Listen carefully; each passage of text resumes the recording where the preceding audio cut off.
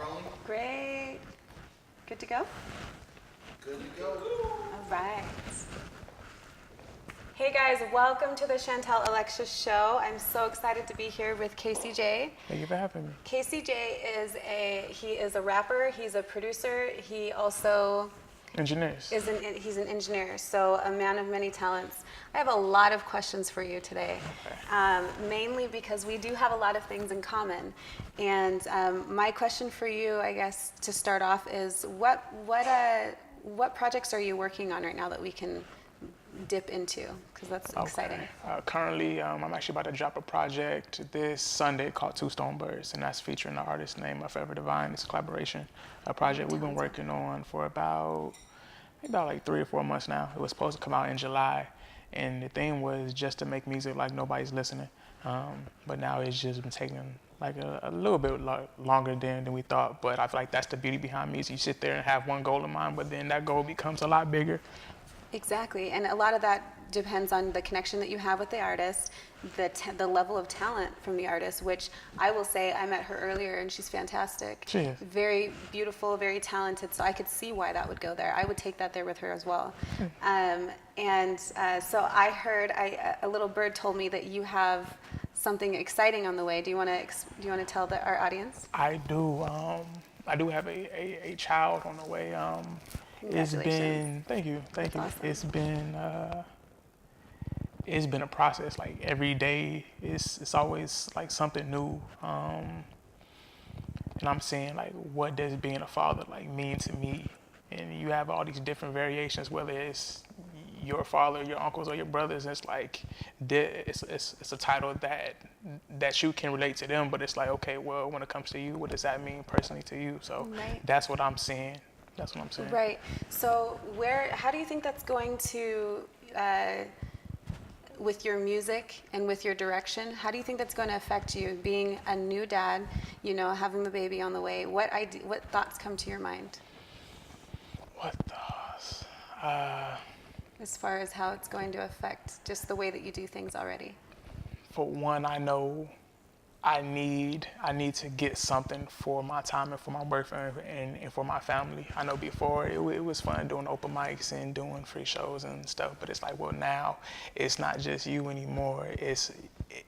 I feel like the passion and the fuel is a lot more because you want this person to live the best life possible, and at the same time you want to be the best person that you can be, not even just for yourself but for this child, because they're going to watch you and it's like to them you're going to be this superhero, and it's like, okay, so where do I go from there? So I love what you said, and I'm going to give, I'm a mom. I have 3 children, so I'm going to relate with you real quick. I'm going to get a little personal with you. Now, becoming a father, I love what you said. I love that you said that I need to, doing things for free, things I'm going to have to be able to bring something home. That just says a lot about you as a provider, as a man, as a soon-to-be father. I think that's very honorable.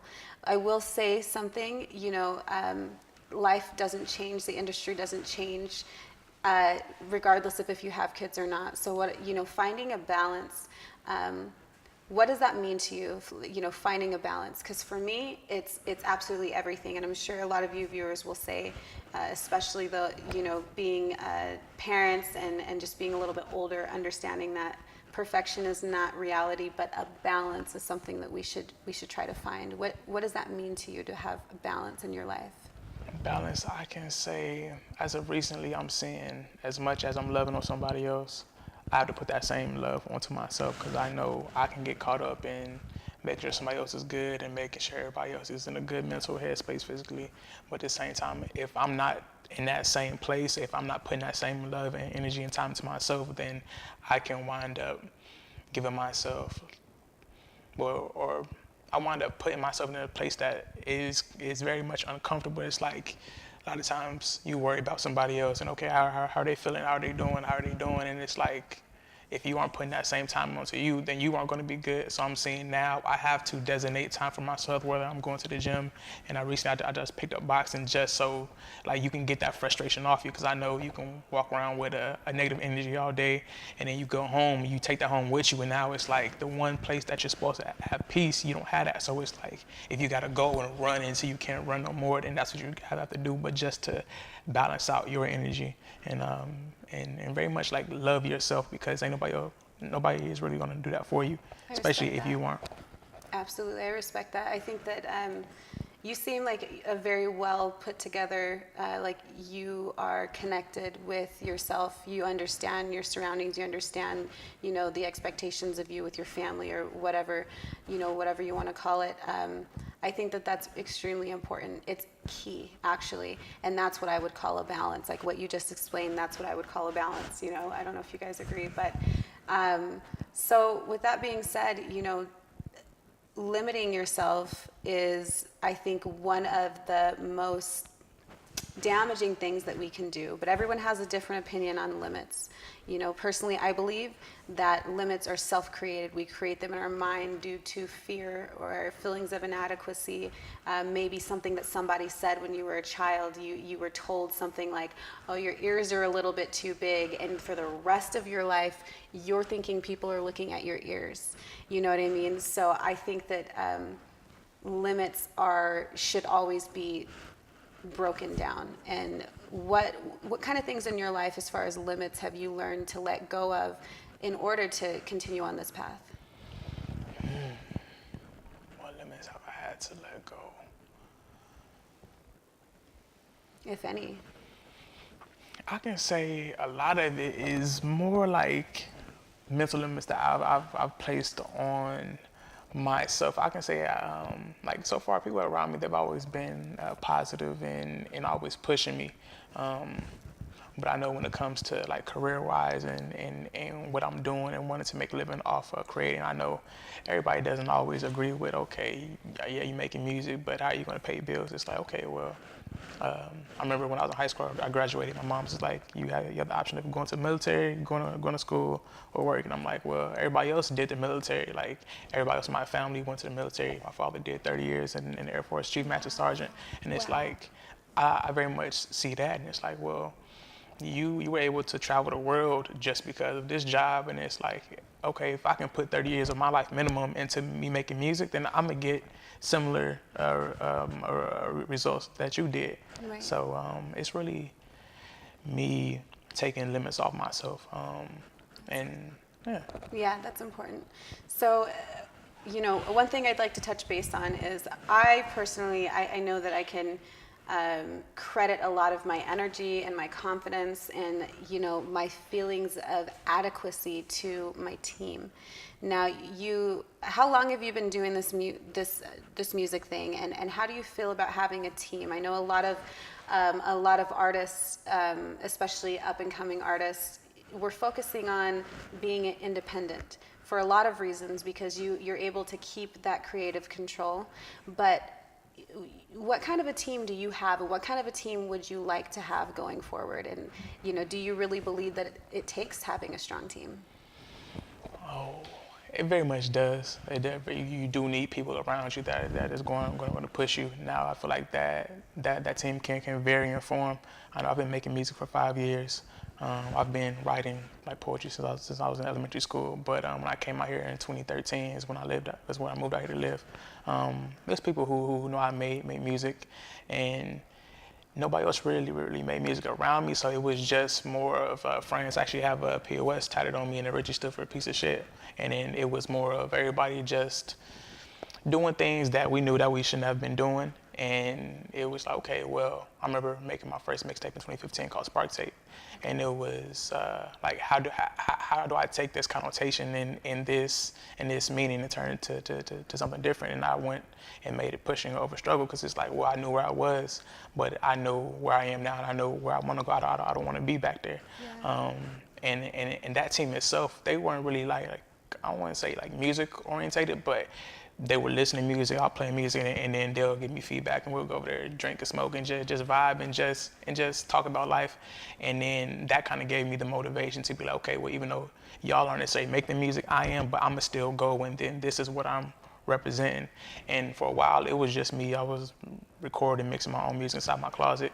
And then as things started to progress, it was like your team starts to build unknowingly, and it's okay, well, you got this homie you met at school and he's like a dope producer, and it's like, all right, this person is pulling you along to open mics, so it's like, okay, well, just by you moving solo, you find people on that process of being solo that you wind up attaching to. So it's like, I wouldn't say I really went out looking for a team, but it was just, well, I like doing what I like doing. Right. If nobody else likes it, then I might just have to just be me in the moment, and the way everything else kind of like fell into its own place. I still very much feel like I do move solo in a way, but it's like, well, if I sit there and really say that genuinely, then I would discredit everybody else who has helped me along this process, whether they inside a Cypher freestyler with me or just giving me ideas and thoughts and opinions on music. Okay, so you freestyle. I do. You do freestyle. I do. Can we hear something? Okay, I woke up this morning, realized what was I going to do. Sat back and realized that the sky is very blue, so I was blessed. I was blessed to take the test of the day. That was a challenge, but is it a challenge with the words that I say? Sometimes I just gotta breathe and take a step back. At the same time, I got all this energy on my back. I can't take no naps, but sometimes I do, because I gotta recharge and reinvest this energy. Blessed by God, I'm blessed. This gift that was sent to me, this gift is not mine, so I give it presently.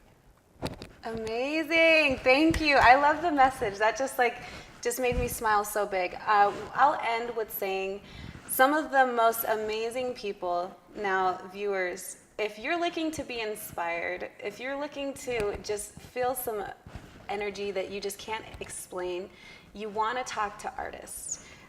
They are usually a jack of all trades, and they have to maintain a certain level of good energy in order to push, because it's extremely challenging mentally, physically, just so many different ways, because you have to be willing to do those free things. And it's all about your passion for a long period of time. The people who made it, they didn't just do it overnight. Some of them did, but most of them, they've been doing free gigs. They've been anywhere that they could show up and just make whatever mistakes that they had to make to become what they are. It's empowering. So with that being said, how can they find you? So you guys can find me on Twitter, SoundCloud, and Instagram. Sonic Dope Seller, SonicDopeseller. Sonic Dope Seller is one of the many names I go by. Or you can find me on Facebook, Casey Reed, CaseyReid. Okay, well, there you have it, guys. Thank you so much for being on the show. It was a pleasure. Thank you for having me. Okay. And that's it. Hey. And that's it. Hey. Awesome. That's dope. That message That right was there. dope. Yeah. That's dope. House full of artists. Oh no, you almost got that. Thank you. Just a second too short.